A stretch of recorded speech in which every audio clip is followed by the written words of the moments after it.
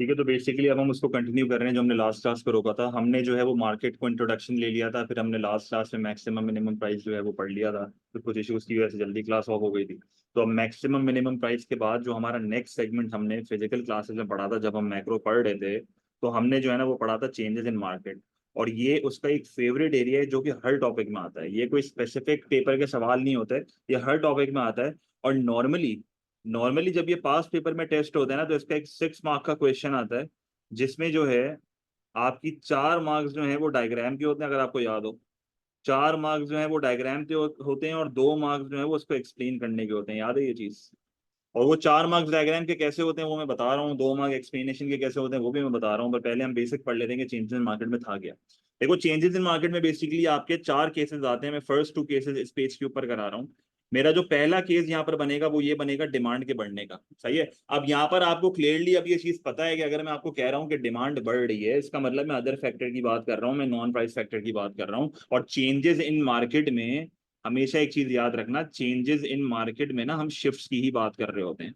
मतलब हम यहाँ पर मूवमेंट की बात नहीं कर रहे होते, मतलब डिमांड या सप्लाई में से कोई एक कर्व जो है वो शिफ्ट हो रहा होता है, इसी तरीके से मार्केट में चेंज आता है। जब मैंने आपको मार्केट का इंट्रोडक्शन दिया था, तो उस इंट्रोडक्शन के दौरान जो है, जब मैंने आपके सामने एक्स मैन बनाया था, हमने यहाँ पर जो है वो लिखी थी प्राइस, और यहाँ पर जो है वो हमने लिखा था क्वांटिटी ट्रेडेड, और ब्रैकेट में हमने लिखा था क्यू, और ये मेरा ओरिजिन। ठीक है। हमने जब डिमांड एंड सप्लाई का एक्स मैन बनाया था, तो वो एक्स मैन बनाते हुए मैंने आपको ये चीज बताई थी कि ये डिमांड एंड सप्लाई के इंटरसेक्शन से जो प्राइस हमारे पास आती है वो इक्विलिब्रियम प्राइस है, जो क्वांटिटी आती है वो इक्विलिब्रियम क्वांटिटी है, और जिधर वो दोनों इंटरसेक्ट करते हैं वो इक्विलिब्रियम होता है। और ये हमारी सप्लाई और डिमांड की लाइन। मैंने आपको ये बताया था कि जिधर डिमांड एंड सप्लाई इक्वल होते हैं वो एक पोजीशन ऑफ रेस्ट होता है। और ये पोजीशन सिर्फ उसी केस में चेंज होती है when there is a change in the market. तो 4 तरह के चेंजेस आ सकते हैं। जो पहला चेंज आ सकता है वो ये चेंज आ सकता है कि आपके प्रोडक्ट की डिमांड बढ़ गई। अब यहां पर आपको पता होना चाहिए कि एक प्रोडक्ट की डिमांड कैसे बढ़ती है, मतलब ऐसे क्या फैक्टर्स होते हैं जिसकी वजह से एक प्रोडक्ट की डिमांड बढ़ जाती है। मल्टीपल फैक्टर्स यहाँ पर आपको पेपर में वो दे सकते हैं, आपको पेपर में आइडेंटिफाई करना होगा। जैसे पहला फैक्टर आपका ये हो सकता है कि वो बोलेगा इनकम बढ़ रही है। दूसरा फैक्टर जो है वो ये हो सकता है, वो आपको बोलेगा भाई डायरेक्ट टैक्स जो है ना वो कम हो रहा है। तीसरा फैक्टर ये आपको पेपर में बोल सकता है कि यार आपके किसी प्रोडक्ट का, मतलब आपके प्रोडक्ट का एक सब्स्टिट्यूट है, और उस सब्स्टिट्यूट की प्राइस जो है वो बढ़ गई है। तो हमेशा याद रखना, जब आपके प्रोडक्ट की जो आपके प्रोडक्ट का सब्स्टिट्यूट होगा, ऑल्टरनेट होगा, जब उसकी प्राइस बढ़ जाएगी तो लोग आपके पास आ जाएंगे और आपकी डिमांड जो है वो बढ़ जाएगी। ये सारे नॉन प्राइस फैक्टर्स मैं बता रहा हूँ जिसकी वजह से डिमांड बढ़ सकती है। फिर एक और आपका यहाँ पर फैक्टर होता है कि अगर आपके प्रोडक्ट का कोई कॉम्प्लीमेंट है, अगर आपके प्रोडक्ट का कोई कॉम्प्लीमेंट है और उस कॉम्प्लीमेंट की प्राइस जो है वो कम हो गई, जॉइंटली डिमांडेड प्रोडक्ट है, और आपका जो जॉइंटली डिमांडेड प्रोडक्ट, जैसे मैं पेट्रोल का प्रोड्यूसर हूँ, पेट्रोल की रिफाइनरी है मेरी, और गाड़ी की प्राइस जो है वो कम हो गई, तो जब गाड़ी की प्राइस कम होगी तो पेट्रोल की कंजम्पशन बढ़ जाएगी, तो पेट्रोल की डिमांड बढ़ेगी। इसका मतलब जब कॉम्प्लीमेंट की प्राइस कम होती है तो आपके प्रोडक्ट की डिमांड बढ़ जाती है। इसी तरीके से अगर वो आपको पेपर में कहता है कि भाई इकोनॉमी में पॉपुलेशन बढ़ गई, तो इससे भी डिमांड बढ़ जाती है। अगर वो आपको बोले कि यार एक अफेक्टिव एडवर्टाइजमेंट कैंपेन हुआ है, या वो आपको कह सकता है कि कोई गवर्नमेंट ने अवेयरनेस प्रोग्राम चलाया है, या लेट्स से मैं कहता हूं कि लोगों को किसी चीज के हेल्दी बेनिफिट्स पता चले, तो इन सारी चीजों से आपकी डिमांड बढ़ जाती है। ग्राफिकली मैं आपको सिर्फ पेपर पॉइंट ऑफ व्यू से बता रहा हूं कि how do you explain this diagram. सही है। बच्चे अक्सर गलती करते हैं एक्सप्लेनेशन में, क्योंकि जब 6 मार्क का सवाल आता है, आपने एक बार फैक्टर आइडेंटिफाई कर लिया, आपने डायग्राम बना ली, 4 मार्क तो आपको डायग्राम के मिल जाएंगे। अब ये 4 मार्क कैसे मिलेंगे ये मैं आपको बता रहा हूं। मैंने जो अभी आपके सामने इनिशियल डिमांड एंड सप्लाई बनाया हुआ है, ये इनिशियल डिमांड एंड सप्लाई जो मैंने आपके सामने बनाया हुआ है ना, इसका मुझे 1 मार्क मिल चुका है। इसका मुझे कितने मार्क मिल चुके हैं? 1 मार्क मिल चुका है। फिर मैंने जो है वो आपको initial equilibrium price and initial equilibrium quantity, ये भी मेरे पास बनी हुई है, तो इसका मुझे एक और मार्क मिल गया। ये 2 मार्क मुझे मिल गए। इसका मतलब मैंने आपको क्लास में भी कहा है, अगर सवाल समझना है तो भले ढांचा बना के आ जाना, जो प्रोडक्ट उसने दिया हुआ वो लिख देना, जैसे price of car, quantity of car. सही है। अब क्या करोगे, मैंने सारे फैक्टर्स लिखे हैं डिमांड के, मैंने सारे फैक्टर्स लिखे हैं डिमांड के। इसका मतलब ये हुआ कि मेरा स्टेप नंबर 1, मैं सिर्फ एक्सप्लेनेशन पॉइंट ऑफ व्यू से बता रहा हूं, मेरा स्टेप नंबर 1 ये होगा कि मुझे जो है वो सबसे पहले अपने प्रोडक्ट की डिमांड को बढ़ाना है, और मैं डिमांड को बढ़ाऊंगा फ्रॉम D to D1। तो मैं जो है वो सबसे पहले डिमांड को बढ़ाऊंगा। जब भी कोई चीज बढ़ती है सीधे हाथ से बढ़ती है, चाहे सप्लाई हो या डिमांड हो, चाहे सप्लाई हो या डिमांड हो, जब भी एक चीज बढ़ती है सीधे हाथ की तरफ बढ़ती है। तो आपने डिमांड कर्व को जो है वो राइटवर्ड शिफ्ट कर दिया, आपका स्टेप नंबर 1 जो है वो पूरा हो गया। क्लियर है ये चीज? आपका स्टेप नंबर 1 जो है वो पूरा हो गया। दूसरा स्टेप यहाँ पर आपका ये होगा कि आपने जो है वो जैसे ही डिमांड को बढ़ाया, तो डिमांड के बढ़ने से आपको शायद याद हो, डिमांड के बढ़ने से प्रोडक्ट की होती है शॉर्टेज, और जैसे ही प्रोडक्ट की शॉर्टेज होती है तो पहले के मुकाबले में जो आपकी इक्विलिब्रियम प्राइस होगी, वो इक्विलिब्रियम प्राइस जो है वो आपकी बढ़ जाएगी, और इक्विलिब्रियम प्राइस आपकी बढ़ेगी फ्रॉम पी टू P1। तो जैसे ही डिमांड बढ़ी, मार्केट में मेरे प्रोडक्ट की शॉर्टेज हुई, उस शॉर्टेज की वजह से प्राइस बढ़ गई, तो आप देखो ऑटोमेटिकली जैसे डिमांड का सीधे हाथ पे गया, मेरे पास एक और पॉइंट आ गया, और उस पॉइंट की मदद से मैंने जो है वो पहले के मुकाबले में प्राइस को बढ़ा दिया, मैं आ गया फ्रॉम P टू P1। ये मेरा स्टेप नंबर 2 कंप्लीट हो चुका है, और मेरी इक्विलिब्रियम प्राइस बढ़ी है, मेरी प्राइस नहीं बढ़ी है। देखो इस चीज का ध्यान रखना कि सिर्फ प्राइस का वर्ड नहीं लिखना, मार्क काट देगा। मार्केट का डायग्राम बना रहे हो तो इक्विलिब्रियम प्राइस है, जैसे ही इक्विलिब्रियम प्राइस दिखेगी, ये वो पॉइंट है जहां पर बच्चा घबराना शुरू हो जाता है कि भाई अब क्या लिखूं। अब ग्राफ तुम्हारे सामने है, देखो इतनी तो दिमाग लड़ाओ ना तुमने डिमांड कब राइटवर्ड शिफ्ट किया, तुमने प्राइस को बढ़ा दिया, तुम्हें ग्राफ में खुद नजर आ रहा है कि अगर मैं इस नए इंटरसेक्शन पॉइंट से एक लाइन नीचे खींचता हूं, तो मुझे ऑटोमेटिकली पता चल रहा है कि क्वांटिटी बढ़ गई है। मतलब आपको एक चीज दिख रही है, आप डायग्राम डिस्क्राइब कर रहे हो, ये एक साइंस का बच्चा भी देख के बता देगा अबे भाई ये क्वांटिटी बढ़ रही है, क्योंकि देखो लाइन यहाँ आ रही है। अब ये कौन सी क्वांटिटी बढ़ रही है? Equilibrium quantity. तो आपका तीसरा स्टेप बहुत सिंपल है कि आप उसको सिंपली बोलो कि इक्विलिब्रियम क्वांटिटी ट्रेडेड जो है वो पहले के मुकाबले में बढ़ जाएगी, क्योंकि ग्राफिकली साफ साफ दिख रहा है, खत्म कहानी। और एंड में आपका एक और स्टेप होगा जो कि आपका नया इक्विलिब्रियम पॉइंट है, तो आप उसको बोलोगे a new equilibrium point established from E to E1। कैसे समझाएंगे इंग्लिश में? यही चारों स्टेप्स को जोड़ दो। An increase in demand from D to D1 will create shortage, which will increase equilibrium price from P to P1, which will extend, क्योंकि बढ़ रहा है, extend का वर्ड। अच्छा, extend का वर्ड क्यों यूज कर रहा हूँ? क्योंकि प्राइस चेंज हो रही है, देखो कर्व में मूवमेंट आ रही है, तो एक्स प्राइस की वजह से क्वांटिटी बढ़ रही है, तो फिर एक्सटेंड। याद है ना ये चीज, कॉन्ट्रैक्शन, एक्सटेंशन, इंक्रीज, डिक्रीज। तो आपने लिखा an increase in demand from D to D1 will create shortage, which will increase equilibrium price from P to P1, which will extend equilibrium quantity traded from Q to Q1, and a new equilibrium point will be established from E to E1। चार simple steps में समझाना है। अगर एक बच्चा ये भी गलत करता है ना, डायग्राम देख के अगर तुम गलत एक्सप्लेन कर रहे हो, तो ये फिर ये आपकी गलती है। अगर आप डायग्राम देख के ये नहीं बता पा रहे कि डायग्राम में क्या, और आप डायग्राम सही, मैंने ऐसे केसेस देखे हैं, और मैं अपने बच्चों को ये बता रहा हूँ माशाल्लाह से, कुछ ऐसे हैं जो डायग्राम बिल्कुल सही बनाएंगे, एक्सप्लेन नहीं कर पाएंगे, और 3-3 पैराग्राफ लिख देंगे। अबे भाई एक सवाल डायग्राम का है, 4 मार्क डायग्राम के, तो तुम 3 पैराग्राफ क्यों लिख रहे हो? आपको सिर्फ 2 मार्क चाहिए, आप डायग्राम एक्सप्लेन करो, 2 मार्क आपको मिल जाएंगे। अब बाकी 2 मार्क मिले कैसे डायग्राम? पहला मार्क मुझे मिला था इनिशियल डिमांड बनाने का और सप्लाई बनाने का, दूसरा मार्क मुझे मिला था इक्विलिब्रियम प्राइस और क्वांटिटी निकालने का।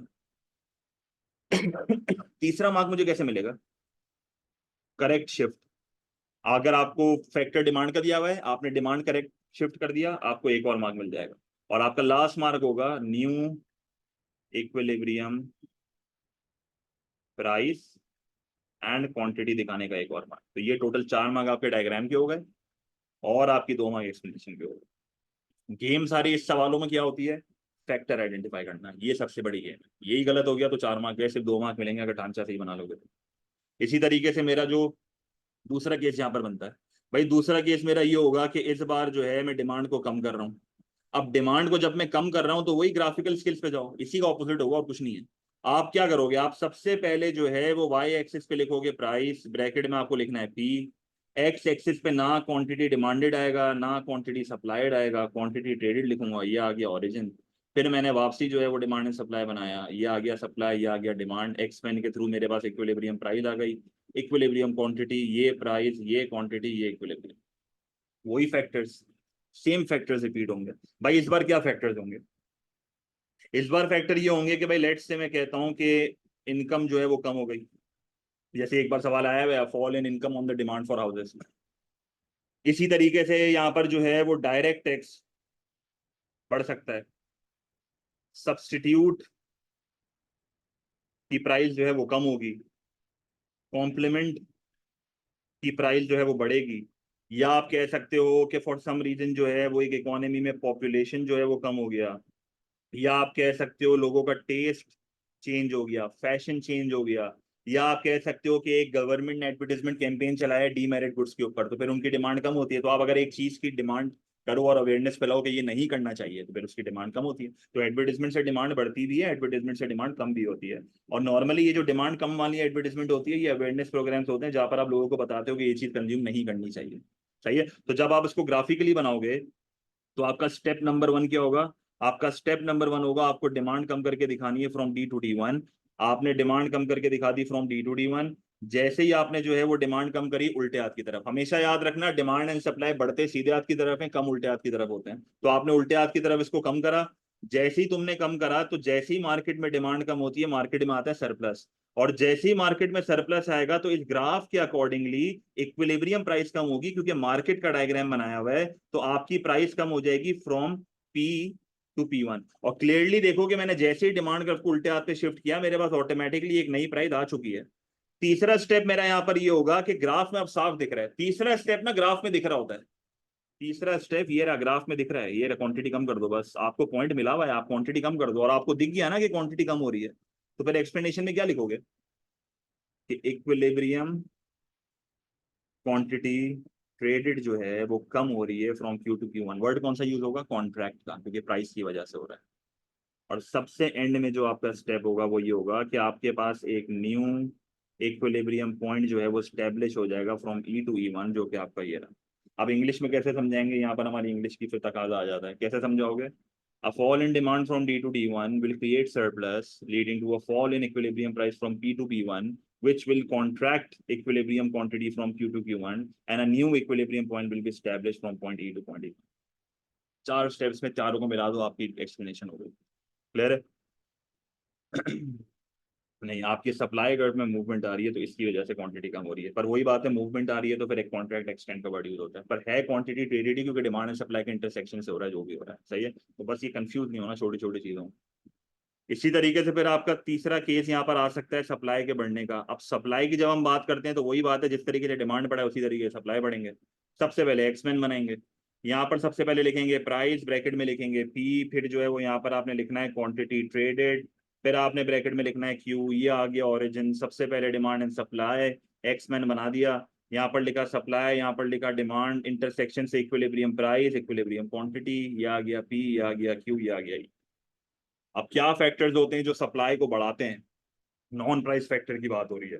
पहला फैक्टर आप कह सकते हो provision of subsidy. Subsidy is a grant और अ कैश पेमेंट जो कि गवर्नमेंट प्रोड्यूसर को देती है। प्रोड्यूसर की कॉस्ट कम होती है, वो अपनी सप्लाई को बढ़ा देता है, तो प्रोड्यूसर सब्सिडी की बात हो रही है।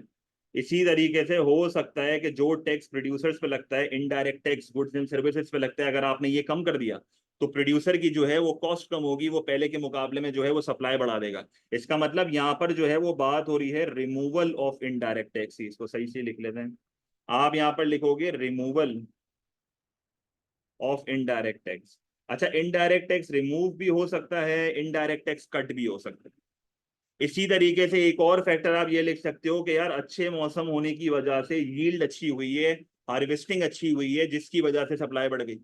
फिर एक और फैक्टर यहाँ पर आप कह सकते हो कि यार मेरी कोई भी कॉस्ट ऑफ प्रोडक्शन कम हो गई, यार मेरा रॉ मटेरियल सस्ता हो गया। याद है कॉटन शर्ट और कॉटन वाला एक क्वेश्चन आया था पेपर में कि कॉटन सस्ता हुआ तो कॉटन शर्ट के प्रोड्यूसर के ऊपर क्या इफेक्ट आएगा? तो भाई cotton is a raw material for cotton shirt.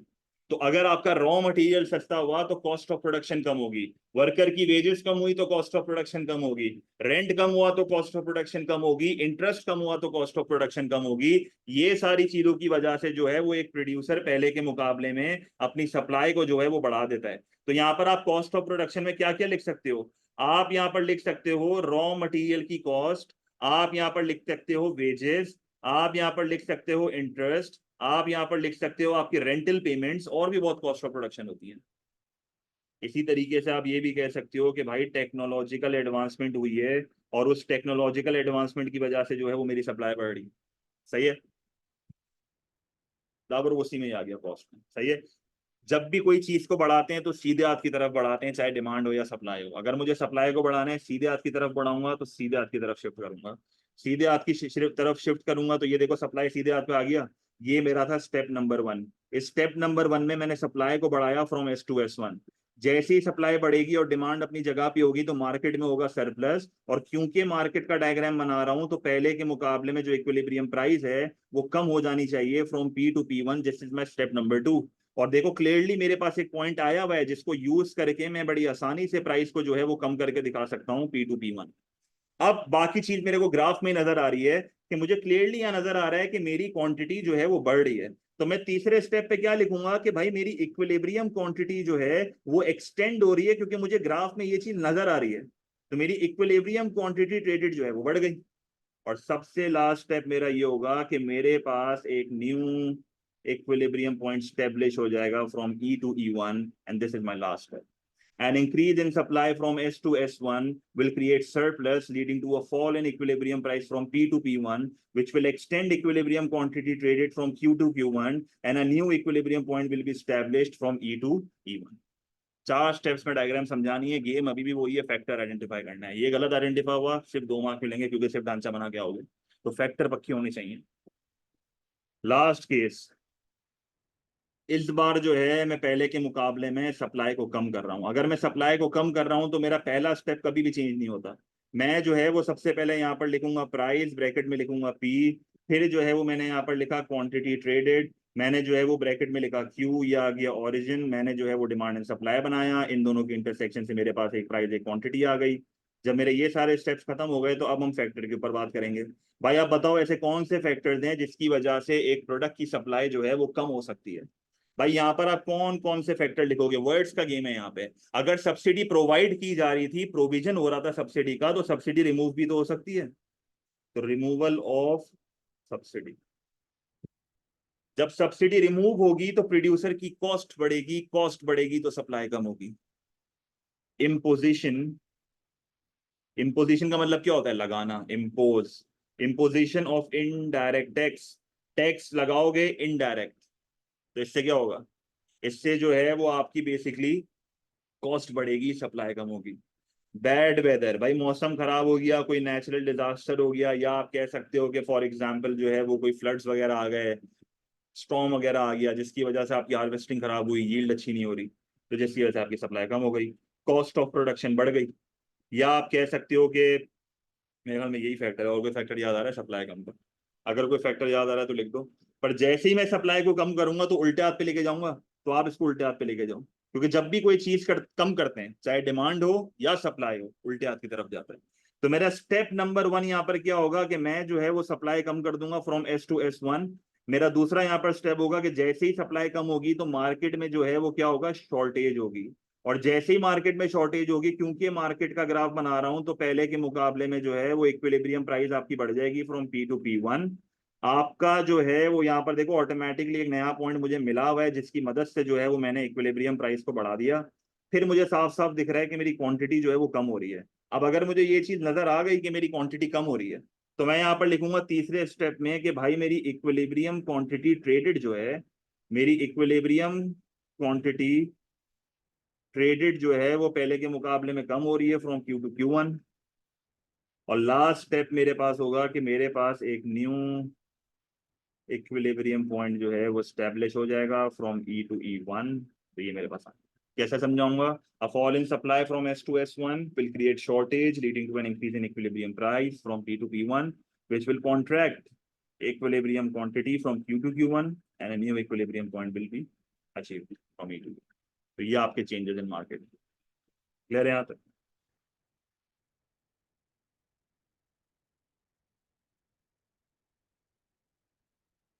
हाँ बेटा वो PDF में दिख जाएगा। यहाँ तक क्या मसला? अच्छा, अब जो है ना, मैं जो डायग्राम्स आपको करा रहा हूँ वो हमें आगे वाले टॉपिक में हेल्प करेंगे, जो कि मेरा मार्केट फेलियर का टॉपिक है, तो उसमें मुझे यहाँ पर मदद होगी। सही है, बिल्कुल इक्विलिब्रियम का वर्ड लिखना जरूरी है, वरना नहीं होगा। क्लियर है ये चीज, कोई मसला? सही है। इसके बाद जो यहाँ पर आपका नेक्स्ट सेगमेंट आता है वो क्या आता है कि भाई लेट से मैं कहता हूँ कि इस बार जो है वो सब्सिडी गवर्नमेंट ने प्रोवाइड करी, और गवर्नमेंट ने सब्सिडी प्रोवाइड करी एक ऐसे प्रोडक्ट के ऊपर जिसकी डिमांड क्या है, इलास्टिक। थोड़े इलास्टिसिटीज वाले अब ग्राफ में बना रहा हूँ आपके सामने। अगर गवर्नमेंट सब्सिडी प्रोवाइड करती है और प्रोडक्ट की डिमांड इलास्टिक होती है, तो आपको शायद ये चीज याद होनी चाहिए कि इलास्टिक डिमांड के केस में आपका जो डिमांड कर्व होता है, अच्छा मैं सिर्फ क्वांटिटी लिख रहा हूँ, मैं क्वांटिटी ट्रेडेड लिख रहा है बार बार, सही है, टाइम लग रहा है लिखने में। अच्छा, इलास्टिक डिमांड के केस में आप देखो मैंने डिमांड कर्व कैसा बनाया है, फ्लैटर बनाया है। फिर तुम एक नॉर्मल सा सप्लाई कर्व बनाओ, सही है, नॉर्मल सा सप्लाई कर्व। फिर तुमने यहाँ पर निकाली इक्विलिब्रियम प्राइस, फिर तुमने यहाँ पर निकाली इक्विलिब्रियम क्वांटिटी, तो ये आ गई प्राइस, ये आ गई क्वांटिटी, ये आ गया इक्विलिब्रियम, ये आ गया सप्लाई।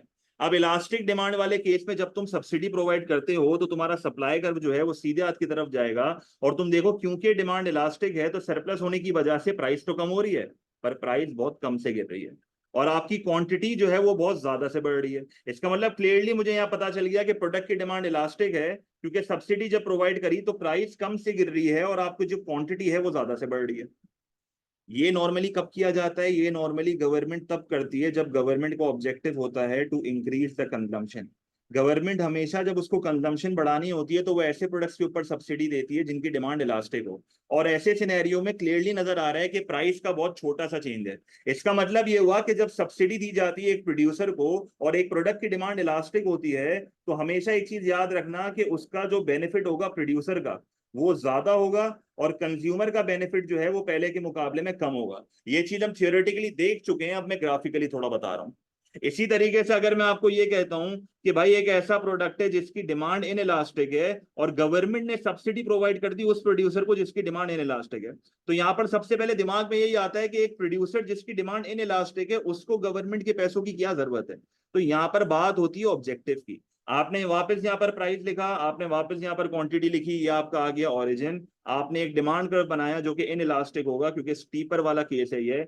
आपने एक नॉर्मल सा सप्लाई कर्व बनाना है, यहां से आपकी आ गई इक्विलिब्रियम प्राइस, यहां से आपकी आ गई इक्विलिब्रियम क्वांटिटी। क्योंकि एक सब्सिडी प्रोवाइड की जा रही है तो आपका सप्लाई कर्व जो है वो राइटवर्ड शिफ्ट होगा। जैसे ही सप्लाई कर्व राइटवर्ड शिफ्ट होगा तो आपकी प्राइस जो है वो ज्यादा से गिरेगी पर क्वांटिटी जो है वो कम से बढ़ेगी, क्योंकि यहाँ पर हम बात कर रहे हैं इन इलास्टिक डिमांड की। तो प्राइस ज्यादा से गिरी, क्वांटिटी कम से बढ़ी। तो यहाँ पर आपको पता होना चाहिए कि प्राइस जो है वो ज्यादा से गिर रही है, क्वांटिटी कम से बढ़ रही है। इसका मतलब ये हुआ कि गवर्नमेंट बेवकूफ नहीं है कि एक ऐसे प्रोड्यूसर को सब्सिडी दे रही है जिसकी डिमांड इनइलास्टिक है। गवर्नमेंट को पता है कि अगर मैं ऐसे प्रोड्यूसर को सब्सिडी दे रहा हूँ तो मुझे ये पता है कि प्राइस ज्यादा से गिरेगी। इसका मतलब गवर्नमेंट का यहाँ पर ऑब्जेक्टिव होता है कि जो गरीब कंज्यूमर्स हैं उनका टोटल एक्सपेंडिचर कम हो जाए। इसका मतलब ये हुआ कि गवर्नमेंट ये मेक श्योर करती है कि अगर मैं एक ऐसे प्रोड्यूसर को पैसा दे रहा हूं जिसकी डिमांड इन इलास्टिक है तो कंज्यूमर बेनिफिट प्रोड्यूसर बेनिफिट से ज्यादा होना चाहिए। और जो कि मुझे क्लियरली नजर आ रहा है कि प्राइस इतनी ज्यादा से गिर रही है तो कंज्यूमर बेनिफिट ज्यादा है, क्योंकि प्राइस का इफेक्ट जो है वो ज्यादा है तो कंज्यूमर को इसका ज्यादा बेनिफिट मिल रहा है। क्लियर है ये चीज? कोई मसला?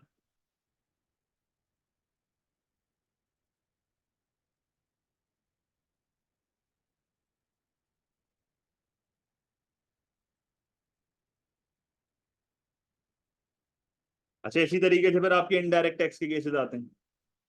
भाई लेट से मैं आपको कहता हूँ कि एक गवर्नमेंट है जिसने इनडायरेक्ट टैक्स इंपोज करा है, सही? अब इंपोजिशन के केस हैं ये। गवर्नमेंट ने इनडायरेक्ट टैक्स इंपोज करा और एक ऐसे प्रोडक्ट के ऊपर इंपोज करा जिस प्रोडक्ट की डिमांड थी इलास्टिक। अब यहाँ पर वही बात है कि आपके दिमाग में ये आना चाहिए कि यार इलास्टिक पे क्यों लगा रहा है।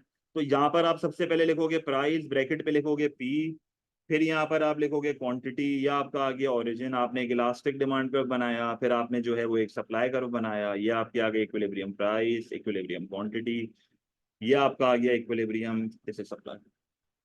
जैसे ही इनडायरेक्ट टैक्स लगाओगे सप्लाई कम होगी, जैसे ही सप्लाई कम होगी क्योंकि प्रोडक्ट की डिमांड इलास्टिक है तो प्राइस कम से बढ़ेगी। जब प्राइस यहाँ पर कम से बढ़ेगी तो क्वांटिटी ज्यादा से गिरेगी क्योंकि डिमांड इलास्टिक है। इसका मतलब आपको इस पॉइंट तक ये समझ आ जाना चाहिए कि गवर्नमेंट अगर एक इनडायरेक्ट टैक्स के एक इलास्टिक डिमांड वाले प्रोडक्ट के ऊपर टैक्स लगा रही है, प्राइस अगर कम से बढ़ रही है और क्वांटिटी ज्यादा से गिर रही है, तो आपको ये चीज अभी से समझ आना चाहिए कि गवर्नमेंट अगर एक इलास्टिक डिमांड वाले प्रोडक्ट के ऊपर टैक्स लगाती है, इसका ऑब्जेक्टिव यहाँ पर ये होता है कि इसको उस प्रोडक्ट की कंजम्पशन को जो है वो कम करना होता है। सही है? और वो मेक श्योर करती है कि कंज्यूमर पे इतना ज्यादा बर्डन भी ना है। और इलास्टिक वाले डिमांड के केस में प्राइस में इतना बड़ा चेंज नहीं आता, और ये इसलिए नहीं आता क्योंकि प्रोड्यूसर की यहाँ पर फटरी होती है ज्यादा बर्डन डालने पे, क्योंकि उसको पता है कि अगर मैं और ज्यादा बर्डन कंज्यूमर पर डाल दूंगा तो क्वांटिटी और ज्यादा से गिरेगी। इसका मतलब इन the case of elastic demand अगर इनडायरेक्ट टैक्स लगाया जा रहा है तो producer burden will be greater than the consumer burden. Producer जो है वो मेजोरिटी बर्डन खुद बर्दाश्त कर लेगा, क्योंकि उसको डर लग रहा होता है कि अगर मैंने और ज्यादा बर्डन कंज्यूमर पर डाल दिया तो क्वांटिटी और ज्यादा से गिरेगी और मेरा बहुत ज्यादा नुकसान हो जाएगा। इसी तरीके से अगर फॉर एग्जांपल मैं कहता हूं कि गवर्नमेंट ने इनडायरेक्ट टैक्स एक ऐसे प्रोडक्ट के ऊपर लगाया जिसकी डिमांड जो है वो इन इलास्टिक है, अब यहाँ पर आपको अगेन मोटिव समझ आ जाना चाहिए, क्योंकि हम ये पहले भी कर चुके हैं, हम बस ग्राफिकली देख रहे हैं। यहाँ पर मैंने ब्रैकेट में लिखा प्राइस का पी, फिर जो है वो यहाँ पर मैंने लिखा क्वांटिटी, या आ गया ओरिजिन।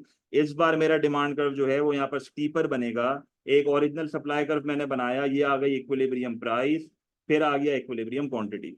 यहाँ पर तुमने लिखा प्राइस क्वांटिटी इक्विलिब्रियम सप्लाई, जैसे टैक्स लगाया जाएगा सप्लाई कर्व जो है वो पीछे की तरफ आएगा, और आपकी प्राइस जो है वो ज्यादा से बढ़ेगी और क्वांटिटी जो है वो कम से गिरेगी। तो क्लियरली यहाँ पर एक चीज तो समझ आ गई है कि गवर्नमेंट का कंजम्पशन कम करने का ऑब्जेक्टिव तो नहीं। गवर्नमेंट पागल नहीं है कि एक इनएलास्टिक डिमांड वाले प्रोड्यूसर के ऊपर टैक्स लगाएगी और ये एक्सपेक्ट करेगी कि क्वांटिटी ज्यादा से गिरेगी। तो यहाँ पर गवर्नमेंट का ऑब्जेक्टिव ये नहीं है कि क्वांटिटी कम हो, क्योंकि गवर्नमेंट को ये चीज पता है कि इनएलास्टिक के केस में प्राइस ज्यादा से बढ़ेगी, क्वांटिटी कम से गिरेगी। गवर्नमेंट का यहाँ पर ऑब्जेक्टिव ये होता है कि लोग हाई प्राइस पे करने के लिए तैयार हैं, प्रोड्यूसर अपना मेजोरिटी बर्डन कंज्यूमर पर डाल रहा है in the form of higher prices, लोग मोर और लेस उतना ही खरीद रहे हैं। तो गवर्नमेंट का यहाँ पर एक ऑब्जेक्टिव अचीव हो जाता है, which is to earn more tax revenue. और इसका मतलब ये हुआ कि in the case of inelastic demand the consumer burden, क्योंकि प्राइस का बहुत बड़ा चेंज आ रहा है और मेजोरिटी बर्डन कंज्यूमर का आ रहा है, the consumer burden is greater than producer burden. Clear है ये चीज का मतलब?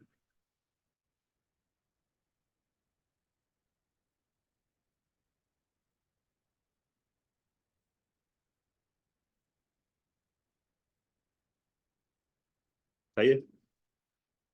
अब हमारा डिमांड एंड सप्लाई जो है वो पूरा फारिग हो चुका है। तो नेक्स्ट सेगमेंट अभी मैं आपके साथ स्टार्ट करने लगा हूँ, वो कौन सा है? Market failure. अब जब हम मार्केट फेलियर की बात करते हैं तो सबसे पहले तो मार्केट फेलियर की डेफिनेशन समझो।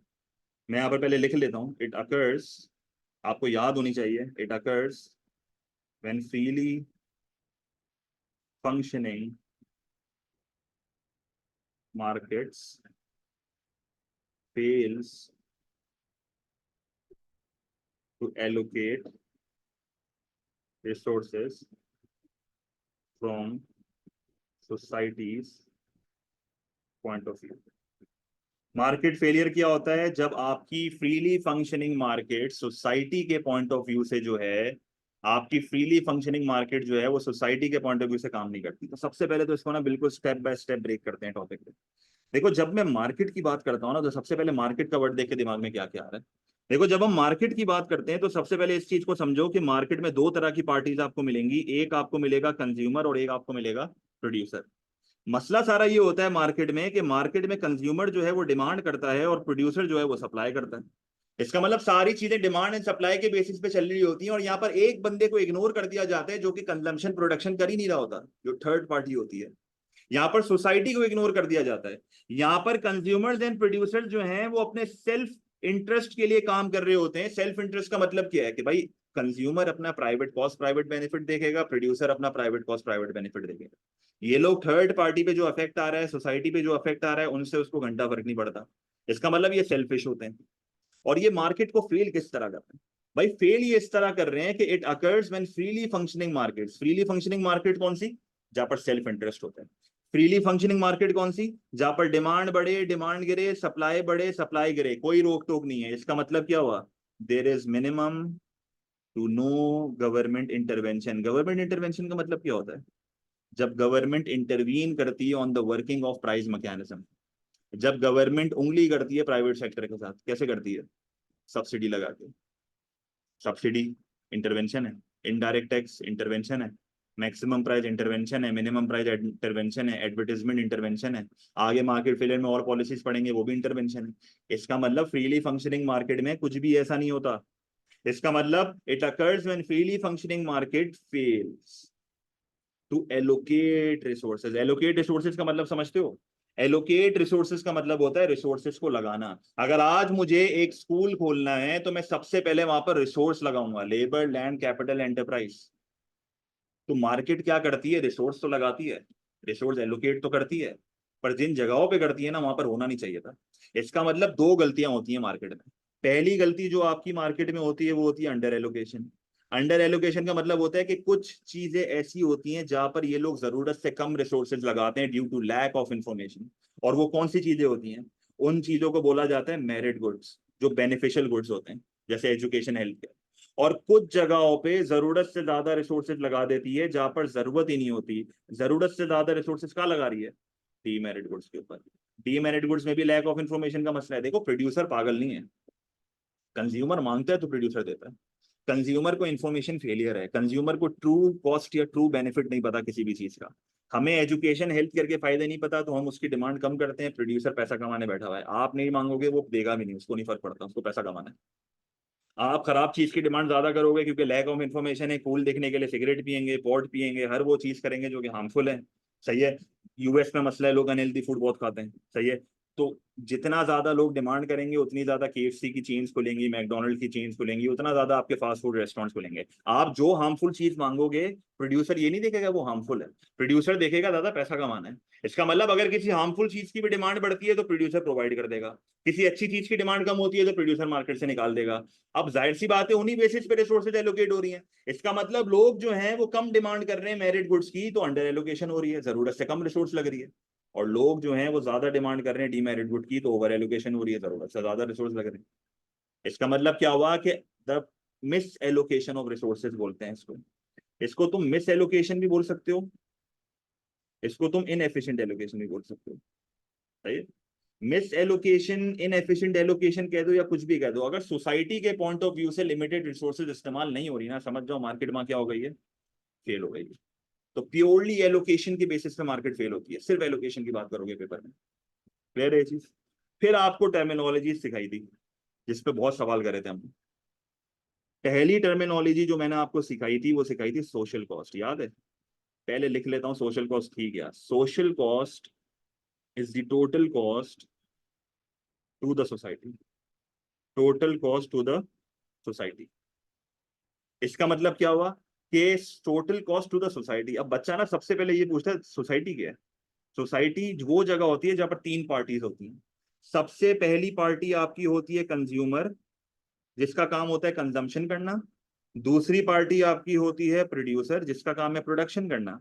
और तीसरी पार्टी को बोलते ही थर्ड पार्टी है। थर्ड पार्टी वो पार्टी होती है जो ना कंज्यूम कर रही है, जो ना कंज्यूम कर रही है, ना ही प्रोड्यूस कर रही है, फिर भी इसके ऊपर अफेक्ट आ रहा है। वो अफेक्ट नेगेटिव भी है, वो अफेक्ट पॉजिटिव भी है। समझ आया? हर सोसाइटी में तीन पार्टीज होती हैं, कंज्यूमर कंज्यूम करता है, प्रोड्यूसर प्रोड्यूस करता है। थर्ड पार्टी के ऊपर जो इफेक्ट होता है ना, वो नेगेटिव भी हो सकता है, पॉजिटिव भी हो सकता है।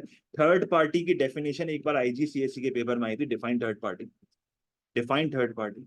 तो हमेशा याद रखना, third party is a person who is not involve in any action. अगर आप किसी एक्शन में इन्वॉल्व नहीं हो, कंजम्पशन के एक्शन में, प्रोडक्शन के एक्शन में, अगर आप इन दोनों एक्शन में इन्वॉल्व ही नहीं हो तो इसका मतलब आप थर्ड पार्टी हो। तो सोशल कॉस्ट में ना इन तीनों की आती है, पर तीनों की अलग अलग कॉस्ट नहीं होती। कंज्यूमर और प्रोड्यूसर की एक ही कॉस्ट है, जिसको कहते हैं प्राइवेट कॉस्ट। कंज्यूमर और प्रोड्यूसर की जो एक्शन में इन्वॉल्व है ना, उनकी एक ही कॉस्ट है, प्राइवेट कॉस्ट। जब मैं प्राइवेट कॉस्ट की बात करता हूं तो दो हिस्सों में डिवाइडेड है। प्राइवेट कॉस्ट में जो पहली प्राइवेट कॉस्ट देखी जाती है वो कंज्यूमर्स की देखी जाती है, और हमें ये चीज पता है कि कंज्यूमर कंज्यूम कर रहा है। भाई अगर आप एक चीज कंज्यूम कर रहे हो, अगर आप सिगरेट पी रहे हो, या अगर आप कोई चॉकलेट खाते हो, या अगर आप कोई मीठी चीज खाते हो, या सॉफ्ट ड्रिंक पीते हो, ये सारी चीजें हार्मफुल हैं। आप एक कॉस्ट वहां पर बेयर कर रहे हो, और वो कौन सी है? प्राइस। पर प्राइस के अलावा क्या बेयर कर रहे हो आप? और कोई कॉस्ट है जो आपको सिर्फ हो रही है। सही है। और कोई कॉस्ट है जो सिर्फ आपको हो रही है, जैसे प्राइस तो आपने पे कर दी, और क्या ऐसी कॉस्ट है जो कि आपको हो रही है? एक्सेलेंट, आपकी लाइफ एक्सपेक्टेंसी के ऊपर अफेक्ट आ रहा है। ये जो आपकी लाइफ एक्सपेक्टेंसी के ऊपर अफेक्ट आ रहा है आपके ही एक्शन से, तो ये प्राइवेट कॉस्ट है। इसी तरीके से आपकी अगर मैं बात करूं प्रोड्यूसर्स की, तो प्रोड्यूसर्स जो हैं वो प्रोड्यूस करते हैं। अब यहाँ पर मिसाल क्या है, प्रोड्यूसर की सिर्फ एक ही प्राइवेट कॉस्ट है, प्रोड्यूसर की सिर्फ एक ही प्राइवेट कॉस्ट है, कॉस्ट ऑफ प्रोडक्शन। जो वो अपने वर्कर को वेजेस दे रहा है, जो वो रॉ मटेरियल की कॉस्ट बेयर कर रहा है, जो वो रेंट भर रहा है, ये सारी चीजें जो है वो आपकी प्रोड्यूसर की प्राइवेट कॉस्ट होती है। इन दोनों के एक्शंस की वजह से एक और बंदे के ऊपर इफेक्ट आ रहा होता है, और उसकी जो कॉस्ट होती है ना, उसको बोला जाता है एक्सटर्नल कॉस्ट। अब ये एक्सटर्नल का वर्ड देख के ही आपके दिमाग में सबसे पहले आ जाना चाहिए थर्ड पार्टी। ये वो कॉस्ट है जो कि उस बंदे को हो रही है जो ना किसी एक्शन में इन्वॉल्व है, ना कंजम्पशन में ना प्रोडक्शन में। एक्सटर्नल कॉस्ट को पेपर में अक्सर नेगेटिव एक्सटर्नैलिटी भी बोला जाता है। नेगेटिव एक्सटर्नैलिटीज क्या होती हैं? कोई ऐसी चीज which might lead to external cost. जैसे इसकी सबसे बड़ी मिसाल जो मैंने आपको दी थी वो ये दी थी कि अगर फॉर एग्जांपल एक फैक्ट्री चल रही है आजकल, जैसे कि बहुत सारी फैक्ट्रीज चल रही है, इन फैक्ट्रीज से जो पोल्यूशन हो रहा है, अब ये कौन सा पोल्यूशन है? एयर पोल्यूशन है। और इस एयर पोल्यूशन की वजह से जो आपकी नाक में धुआं जा रहा है और जो आपकी हेल्थ कम हो रही है और आपका हेल्थ केयर का खर्चा बढ़ रहा है, आपकी लाइफ एक्सपेक्टेंसी कम हो रही है, ये क्या है? ये थर्ड पार्टी कॉस्ट है। ये क्यों थर्ड पार्टी कॉस्ट है? क्योंकि आपको इसकी कोई कॉम्पनसेशन नहीं मिल रही, ना आप फैक्ट्री से आपका कोई लेना देना है, फिर भी आपके ऊपर इफेक्ट आ रहा है। इसी तरीके से अगर आपकी बराबर में एक बंदा कोई बैठ के सिगरेट पीता है और आपकी नाक में उसका धुआं जाता है, तो ये जो पैसिव स्मोकिंग होती है, इससे भी आपकी हेल्थ रिड्यूस होती है, तो ये भी आपकी थर्ड पार्टी कॉस्ट है। इसी तरीके से यूएसए में एक बहुत बड़ा इशू है, लोग फास्ट फूड खाते हैं और अनहेल्दी फूड खाते हैं और वो खा खा के बीमार हो जाते हैं। और जब वो खा खा के बीमार हो जाते हैं तो वो हेल्थ केयर के ऊपर बनते हैं बर्डन। जब वो हेल्थ केयर के ऊपर बर्डन बनते हैं तो वो हॉस्पिटल बेड्स को कंज्यूम कर लेते हैं। और जब वो हॉस्पिटल बेड्स को कंज्यूम कर देते हैं तो वो उनके लिए अवेलेबिलिटी कम कर रहे हैं जिनको जेन्युइनली उस हॉस्पिटल बेड की जरूरत थी। तो जब आप दूसरों के लिए एक चीज की अवेलेबिलिटी कम कर रही हो, this is the third party cost. अगर फॉर एग्जाम्पल आपके घर के पास ट्रैफिक है और बहुत ज्यादा ट्रैफिक कंजेशन हो रहा है, तो उस ट्रैफिक कंजेशन की वजह से हो सकता है कि जिधर आपको पहुंचना है आप लेट पहुंचो, जर्नी डिले हो जाए। अब जर्नी डिले हो जाए तो बहुत कॉन्सिक्वेंसेस हैं। इकोनॉमी में प्रोडक्टिविटी कम हो सकती है, इकोनॉमी में हो सकता है कि जो आपकी नौकरी पे आप जा रहे हो आप लेट पहुंचे, आपके पैसे कट गए, थर्ड पार्टी कॉस्ट है। एक बार पेपर में केस आया था, अगर आपको याद हो, हमने इसका क्वेश्चन भी किया था, construction of airport, construction and expansion of an airport वाला क्वेश्चन था। और वहां पर एक एक्सटर्नल कॉस्ट लिखी हुई थी कि जिन लोगों का घर उस एयरपोर्ट के करीब था ना, उनकी प्राइस ऑफ हाउसेस कम हो गई थी। और जब उनकी प्राइस ऑफ हाउसेस कम हो गई थी तो उनकी वेल्थ कम हो गई थी। ये जो उनकी वेल्थ कम हुई है, ये भी तो थर्ड पार्टी कॉस्ट है। तो थर्ड पार्टी कॉस्ट वो कॉस्ट होती है जो कि उसको बेयर करनी होती है जो ना कंजम्पशन कर रहा है ना प्रोडक्शन कर रहा है। अब इसके बहुत क्वेश्चंस जो हैं वो पेपर में आते हैं। जैसे मैं आपके साथ पेपर के केसेस अगर डिस्कस करूं, एक केस जो जो जो मुझे याद आ रहा है ना, मैं वो बता रहा हूँ। एक सवाल हमने किया था, मुझे याद आ रहा है, car production and car use, ये सारे आंसर्स आपकी कॉपी में हैं। और हमसे पूछा था car production and car use की, मैं नेक्स्ट पेज पे बता रहा हूँ ये पेपर में किस तरह आंसर करना होता है। अगर आपसे फॉर एग्जांपल वो कहता है car production and car use की जो ना सोशल कॉस्ट बता दो, वो आपसे क्या पूछेगा? सोशल कॉस्ट बता दो। अगर वो आपसे सोशल कॉस्ट पूछता है ना डायरेक्ट क्वेश्चन में, वो आपसे पूछेगा car production and car use की सोशल कॉस्ट बता दो। अगर वो आपसे डायरेक्टली सोशल कॉस्ट पूछता है तो आप सबसे पहले सोशल कॉस्ट को करोगे डिफाइन। आप उसको बताओगे कि सोशल कॉस्ट होती क्या, आप प्राइवेट कॉस्ट और एक्सटर्नल कॉस्ट दोनों को डिफाइन कर दो। नेक्स्ट पैराग्राफ में आप बात करोगे प्राइवेट कॉस्ट के बारे में, पीसी के बारे में, और उसको बताओ कि यार अगर कार प्रोडक्शन हो रही है और कार यूज हो रही है, तो ये जो गाड़ी की प्राइस पे करनी है ये कंज्यूमर की प्राइवेट कॉस्ट है, और ये जो तुम गाड़ी प्रोड्यूस कर रहे हो इसकी जो कॉस्ट ऑफ प्रोडक्शन है ये प्रोड्यूसर की प्राइवेट कॉस्ट है। इन दोनों के एक्शंस की वजह से एक्सटर्नल कॉस्ट भी क्रिएट हो रही है। ये जो एक्सटर्नल कॉस्ट क्रिएट हो रही है वो थर्ड पार्टी को जा रही है। जैसे कार के यूज होने से एक मसला हो सकता है, that is accidents. Accidents third party cost है। आप उससे ट्रैफिक कंजेशन के बारे में बात कर लो, आप बोलो ट्रैफिक कंजेशन जो है वो आपकी एक्सटर्नल कॉस्ट है। अगर आप उससे स्पेसिफिकली कार प्रोडक्शन की बात कर रहे हो, तो आप बोलो कार प्रोडक्शन करते हुए जो फैक्ट्री का पोल्यूशन है, जो एयर पोल्यूशन है, जो नॉइस पोल्यूशन है, इससे जो लोगों की हेल्थ कम हो रही है, ये आपकी थर्ड पार्टी कॉस्ट है। अब पेपर में गलती क्या होती है? आपसे वो आपसे वो पूछेगा कि भाई एक्सटर्नल कॉस्ट बता दो, आप लिख दो कि पोल्यूशन एक्सटर्नल कॉस्ट है, कोई मार्क नहीं मिलेगा। आप उसको बोलोगे एक्सटर्नल कॉस्ट बता दो, तो आप उसको बोलोगे traffic congestion is an external cost, कोई मार्क नहीं मिलेगा। आप एनालाइज नहीं करते, आप उसको बोलोगे ट्रैफिक कंजेशन, बस नहीं, आप बताओ कि ट्रैफिक कंजेशन से जर्नी डिले होगी, जर्नी डिले होने से जो उसको नुकसान होगा वो एक्सटर्नल कॉस्ट। आप ये नहीं कहना कि pollution is an external cost, आप बोलो पोल्यूशन के होने से जो लोगों की हेल्थ कम हो रही है, जो लोगों की लाइफ एक्सपेक्टेंसी कम हो रही है, जो लोगों की तबीयत खराब हो रही है, ये आपकी एक्सटर्नल कॉस्ट है। एक्सीडेंट होने की वजह से जो बंदे की जो नुकसान पहुंच रहा है बंदे को, वो एक्सटर्नल कॉस्ट है। देखो पॉइंट को एनालाइज करना है। अगर खाली स्टेट कर दोगे कोई मार्क नहीं देगा वो आपको। एक 6 मार्क के सवाल में 6 मार्क का सवाल आता है ये, सही है। इसी तरीके से एक और मेरे को सवाल याद है भाई, एक और सवाल जो पेपर में हमने एक किया था ऑयल एक्सट्रैक्शन के ऊपर किया था, याद है ये? अब ऑयल एक्सट्रैक्शन में जो एक कंफ्यूजन हमें हुई थी ना, ऑयल एक्सट्रैक्शन का मतलब क्या है? जब जमीन से तेल निकालते हैं, जो एक कंफ्यूजन यहाँ पर बच्चों को हुई थी, जो हमने क्लास में डिस्कस भी किया था, क्या आपने सोशल कॉस्ट को डिफाइन कर लिया? प्राइवेट कॉस्ट में कंफ्यूजन हुई थी। प्राइवेट कॉस्ट में ये कंफ्यूजन हुई थी कि यार जब जमीन से तेल निकालते हैं तो कंज्यूमर का तो कोई लेना देना ही नहीं है, तो ये तो सिर्फ प्रोड्यूसर की बात होगी। तो बिल्कुल प्रोड्यूसर की बात होगी। वेजेस पे को पे करना, ऑयल रिग एक मेंटेन करना पड़ता है, उसकी कॉस्ट। कंज्यूमर की कोई कॉस्ट ही नहीं है यहाँ पे। ऑयल एक्सट्रैक्शन में कंज्यूमर की कोई कॉस्ट नहीं है। फिर तुम डायरेक्ट एक्सटर्नल कॉस्ट बताओ। तुम एक्सटर्नल कॉस्ट क्या बताओगे? बहुत सारी हैं। आप यहाँ पर पोल्यूशन के बारे में बताओ, आप आसपास के एरिया के ऊपर जो इफेक्ट आ रहा है उसके बारे में बताओ, तो वो आपके पास आंसर ऑलरेडी लिखा हुआ है। फिर एक और केस मुझे याद आ रहा है कि पेपर में हमने एक और केस किया था जो कि बड़ा अजीब सा केस था, ओवर ईटिंग के ऊपर था। और उसने हमसे ये पूछा था कि ओवर ईटिंग के एक्सटर्नल कॉस्ट बता दो। तो ओवर ईटिंग के एक्सटर्नल कॉस्ट क्या होते हैं? ओवर ईटिंग के एक्सटर्नल कॉस्ट सबसे पहला ये होता है कि जितना खाएंगे उतना रोड पे कचरा फेंकेंगे। जितना रोड पे कचरा फेंकेंगे उतनी जो है वो इकोनॉमी में पोल्यूशन बढ़ेगी, जितनी पोल्यूशन बढ़ेगी इकोनॉमी में उतनी जो है वो लोगों की हेल्थ कम होगी।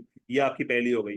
दूसरी क्या लिख सकते हो? जब लोग ओवर ईटिंग करते हैं तो वो लोग जो है वो हेल्थ केयर के ऊपर बर्डन बनते हैं। और जब आप हेल्थ केयर के ऊपर बर्डन बनते हो तो आप दूसरों के लिए अवेलेबिलिटी जो है वो कम कर देते हो। तो जब आप दूसरों के लिए अवेलेबिलिटी कम कर दोगे तो ये भी तो आपकी थर्ड पार्टी की कॉस्ट आ गई। सही है, तो ये आपने दो लिख दिए यहाँ पे। एक और भी थी मुझे याद नहीं आ रही। इकोनॉमी में प्रोडक्टिविटी कम हो जाती है। सही है, ये आप लिख सकते हो। इकोनॉमी में प्रोडक्टिविटी कम हो जाती है, quantity and quality of output कम हो जाता है, इकोनॉमी में लेजीनेस बढ़ जाती है, जीडीपी कम हो सकती है इकोनॉमी की। सही है।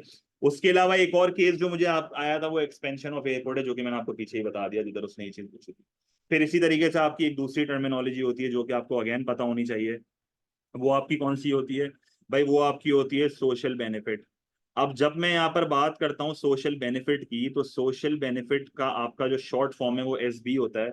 और सोशल बेनिफिट जो है वो आपको पता होना चाहिए कि social benefit is the total benefit of the society. जब मैं total benefit of the society की बात करता हूँ तो अगेन देखो वही बात है, सोसाइटी में तीन लोग होते हैं, वापसी नहीं बता रहा। सबसे पहले कंज्यूमर एंड प्रोड्यूसर की कॉस्ट देखते हैं, तो कंज्यूमर बेनिफिट देखते हैं। तो कंज्यूमर एंड प्रोड्यूसर को जो बेनिफिट होता है वो क्या होता है? इसमें आप डिवाइड करते हो इसको दो हिस्सों में। कौन से दो हिस्सों में? एक आपका तुम्हारा आता है कंज्यूमर, और हमें ये चीज पता है कि कंज्यूमर कंज्यूम करता है। कंज्यूमर कोई भी चीज कंज्यूम करे, चाहे अच्छी हो या बुरी हो, जो उसको बेनिफिट वहां पर होता है ना, इन टर्म्स ऑफ सेटिस्फैक्शन होता है। एक प्रोड्यूसर जो है वो कोई भी चीज प्रोड्यूस कर ले, चाहे अच्छी चीज हो या बुरी चीज हो, उसको एक ही बेनिफिट इन टर्म्स ऑफ हो सकता है कि आप कह सकते हो कि वो प्रॉफिट कमा लेगा। कंज्यूमर का एक और बेनिफिट भी आप कह सकते हो कि यार अगर एक बंदा एजुकेशन लेता है या एक बंदा हेल्थ केयर का यूज करता है तो हो सकता है कि उसकी लाइफ एक्सपेक्टेंसी बढ़ जाए क्योंकि वो हेल्दी होगा। हो सकता है कि अगर एक बंदा एजुकेशन ले रहा है तो उसको फ्यूचर में एक अच्छी जॉब मिलेगी। सही है, तो आप कह सकते हो वेल पेड जॉब। और वो सब फ्यूचर में पैसे कमाएगा तो उसका स्टैंडर्ड ऑफ लिविंग बढ़ेगा, तो ये भी एक बेनिफिट है। पर जब मैं यहाँ पर बात करता हूँ एक्सटर्नल बेनिफिट की, तो देखो जब हम यहाँ पर बात करते हैं एक्सटर्नल बेनिफिट की, तो एक्सटर्नल का वर्ड देख के आपको समझ आ जाना चाहिए कि यहाँ पर अब किसके बारे में बात होना स्टार्ट हो गई है। यहाँ पर अब स्टार्ट हो गई है थर्ड पार्टी के बारे में। जब हम थर्ड पार्टी के बारे में बात करते हैं तो एक्सटर्नल बेनिफिट को वो पेपर में अक्सर पॉजिटिव एक्सटर्नैलिटीज भी कहता है। पॉजिटिव एक्सटर्नैलिटीज वो एक्शंस होते हैं which might lead to an external benefit. जैसे इसकी मैंने बहुत मिसालें आपको दी थी। भाई अगर मैं लेट से कहता हूं कि फॉर एग्जांपल एक एरिया अगर डेवलप होना स्टार्ट हो जाता है और एक एरिया में जो है ना वो मल्टीपल दुकानें खुलती हैं, तो आसपास के जितने भी घर होंगे ना उनकी हाउसेज जो है उसकी जो प्राइस है वो बढ़ना स्टार्ट हो जाएगी। और इससे जो है वो आपकी वेल्थ इंप्रूव होगी, तो ये आपका एक बेनिफिट हो गया। आप यहाँ पर कह सकते हो कि अगर इकोनॉमी में लोग हेल्थ केयर का ज्यादा इस्तेमाल करना स्टार्ट कर देंगे तो हो सकता है कि इससे पहले के मुकाबले में आपकी इकोनॉमी में स्प्रेड ऑफ डिजीजेस कम हो जाए। और जब स्प्रेड ऑफ डिजीजेस कम होंगे तो इससे हेल्थ बढ़ जाएगी। फिर आप कह सकते हो कि अगर इकोनॉमी में लोग ज्यादा एजुकेशन ले रहे हैं, तो ज्यादा एजुकेशन लेने से इकोनॉमी में अगर लोग स्किल्ड होंगे तो इससे जो आपका आउटपुट क्रिएट हो रहा होगा उसकी quantity and quality of output बहुत ज्यादा अच्छी होगी। और इससे कंट्री में जीडीपी बढ़ेगा, इससे कंट्री में लोगों का स्टैंडर्ड ऑफ लिविंग बढ़ेगा। फिर आप ये भी क्या यहाँ पर कह सकते हो कि अगर फॉर एग्जाम्पल आपके घर के पास फायर वर्क हो रहा है, तो फायर वर्क से एक थर्ड पार्टी बेनिफिट आपको ये होता है कि आपको एक फ्री एंटरटेनमेंट मिल रही है, तो ये भी आपकी थर्ड पार्टी बेनिफिट है। क्लियर है ये चीज? इंफ्रास्ट्रक्चर इंप्रूव हो जाए अगर एक इलाके का तो इससे लोगों का फायदा होगा, ये भी आप कह सकते हो। जैसे पेपर में एक बार क्वेश्चन आया था, जरा क्वेश्चन सुनना गौर से, सवाल सुनना गौर से, बहुत इंपॉर्टेंट है। भाई सवाल पेपर में एक बार ये आया था, अब जरा सुनना। सवाल पेपर में एक बार ये आया था कि हेल्थ केयर का सोशल बेनिफिट प्राइवेट बेनिफिट से ज्यादा है, समझा दो ये सवाल आया था, हेल्थ केयर का सोशल बेनिफिट प्राइवेट बेनिफिट से ज्यादा है, ये समझा दो। तो सोशल बेनिफिट प्राइवेट बेनिफिट से ज्यादा का मतलब क्या है, पहले तो ये समझो। अगर सोशल बेनिफिट, अच्छा इस सवाल में आप करोगे क्या, चलो मैं स्टेप बाय स्टेप बता रहा हूँ। आप पहले इस सवाल में सोशल बेनिफिट को डिफाइन करोगे, इसका मतलब आप प्राइवेट बेनिफिट को भी डिफाइन कर दोगे, एक्सटर्नल बेनिफिट को भी डिफाइन कर दोगे। फिर आप उसको बताओ कि प्राइवेट बेनिफिट की यहाँ पर है क्या। जब मैं प्राइवेट बेनिफिट की बात करता हूँ तो हेल्थ केयर में प्राइवेट बेनिफिट क्या है भाई, कंज्यूमर को जो यहाँ पर प्राइवेट बेनिफिट हो रहा है वो इन टर्म्स ऑफ उसकी हेल्थ इंप्रूव हो रही है, आप कह सकते हो उसकी लाइफ एक्सपेक्टेंसी बढ़ जाएगी। ये कंज्यूमर का फायदा है, ये किसका फायदा है, कंज्यूमर का फायदा है। जब हम प्रोड्यूसर की बात करते हैं तो प्रोड्यूसर को यहाँ पर जो बेनिफिट हो रहा है वो इन टर्म्स ऑफ प्रॉफिट हो रहा है। सही है। अच्छा अगर मैं यहाँ पर आपसे बात करता हूँ एक्सटर्नल बेनिफिट की, तो एक्सटर्नल बेनिफिट क्या है। अब एक्सटर्नल बेनिफिट में डायरेक्टली नहीं बता सकता, क्योंकि इसने सवाल में मुझे एक स्टेटमेंट दी हुई है। इसने मुझे ये स्टेटमेंट दी हुई है कि सोशल बेनिफिट प्राइवेट बेनिफिट से ज्यादा है, वो जिस अमाउंट से ज्यादा होता है उस अमाउंट को एक्सटर्नल बेनिफिट कहते हैं। और फिर तुम एक्सटर्नल बेनिफिट बताओ, क्लियर है ये चीज, फिर तुम एक्सटर्नल बेनिफिट बताओ। आप उसको बोलो कि भाई हेल्थ केयर से जो है वो इकोनॉमी में पहले के मुकाबले में जो स्प्रेड ऑफ डिजीजेज है वो क्या हो जाती है, कम। जब स्प्रेड ऑफ डिजीज कम होते हैं तो इकोनॉमी में हेल्थ क्या होती है, इंप्रूव होती है। जब इकोनॉमी में हेल्थ इंप्रूव होती है तो इकोनॉमी में जो है वो लोगों की प्रोडक्टिविटी बढ़ सकती है, आप ये भी कह सकते हो। सही है। प्रोडक्टिविटी बढ़ती है तो लोगों का जो quantity and quality of output है, ये मैं अलग अलग पॉइंट्स बता रहा हूँ हाँ। जब quantity and quality of output है वो भी बढ़ जाएगा तो उसके अलग फायदे हैं। फिर आप ये भी कह सकते हो कि इकोनॉमी में स्टैंडर्ड ऑफ लिविंग बढ़ जाएगा ओवरऑल। सही है। तो ये सारे जो है वो आपके बेनिफिट्स हैं। क्लियर है ये चीज, कोई मसला, कोई सवाल।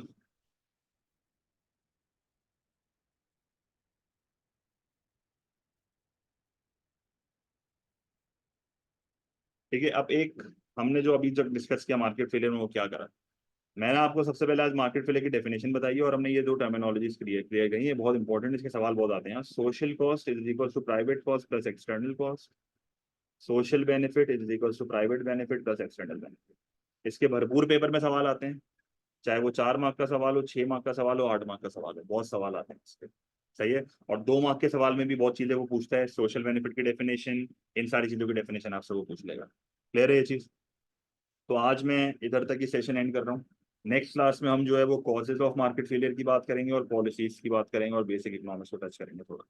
सही है।